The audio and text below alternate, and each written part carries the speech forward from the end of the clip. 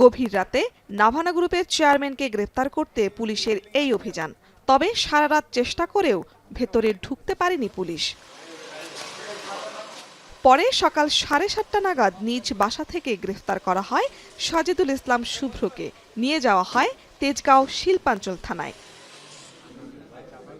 তার কিছুক্ষণ পরেই থানা থেকে তাকে নিয়ে যাওয়া হয় ১ নম্বর শ্রম আদালতে, যেখানে মামলার জন্য অন্য ৩ আসামি আত্মসমর্পণ করে।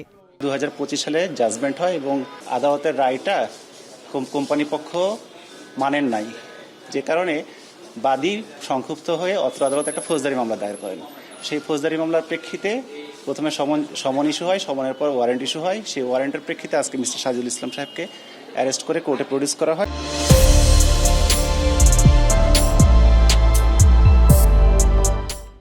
গত বছরের মে মাসে আদালতে বাদীর মামলার প্রায় 23 লাখ টাকা পাওনা পরিশোধের নির্দেশ দেন।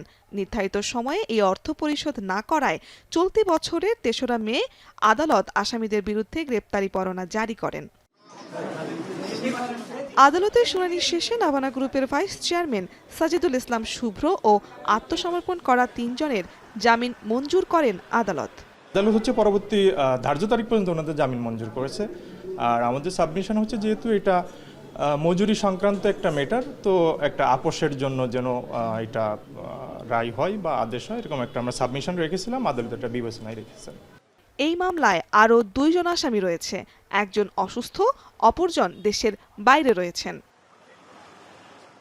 শারমিন পুতুল, এখন, ঢাকা।